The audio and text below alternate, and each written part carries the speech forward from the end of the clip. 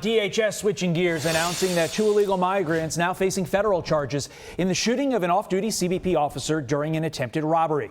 Miguel Nunez, who allegedly shot the officer, charged with 1 count of possession of ammunition by an illegal alien, and his accomplice being charged with being an accessory after the fact. DHS says both suspects entered the U.S. illegally under the Biden administration.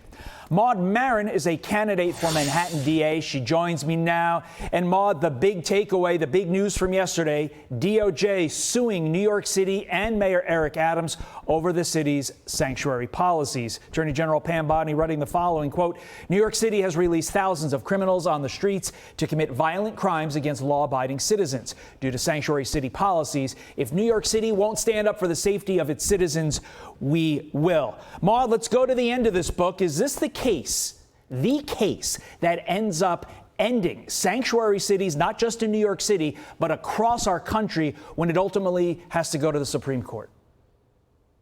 Well, I think, Todd, that a lot of people would like to see that because, you know, the corrections officer, rather the customs officer who was shot, that's an American citizen who is doing his job. And we have a situation where everyday New Yorkers know that that could be them, that we're faced with having people who have come into this country illegally, who are not respecting our laws, and who, because of our local laws in New York, are no longer being detained when they commit crimes. Both of these individuals had cycled in and out of the jail system, and under our previous laws would have been incarcerated and wouldn't have been able to shoot this officer.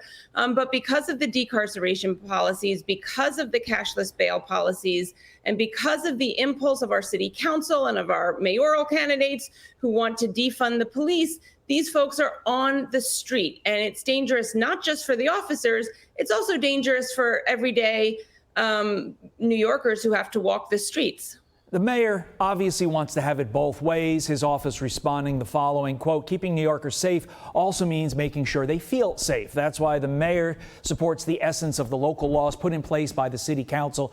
But he has also been clear that they go too far when it comes to dealing with those violent criminals on our streets. This, of course, getting to the essence of the argument that you want these illegal immigrants to feel safe to report crime when a crime is committed, because if they have to remain in the shadows, that's bad for society overall. As DA, how would you navigate that concern, Maud?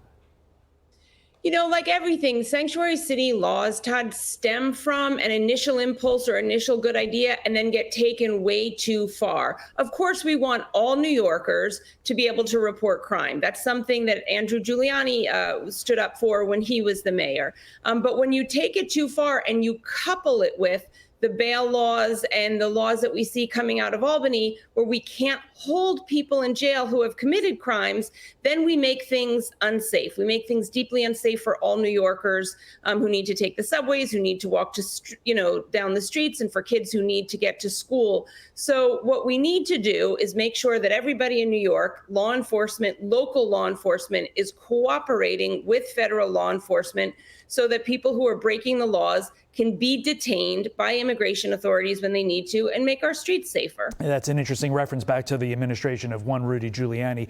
We'll see what happens. You're running. We'll see what happens ultimately if you win. Maud Maron, thank you for joining us as always. Thanks so much, We appreciate it. I'm Steve Ducey. I'm Brian Kilmeade. And I'm Ainsley Earhart. And click here to subscribe to the Fox News YouTube page to catch our hottest interviews and most compelling analysis.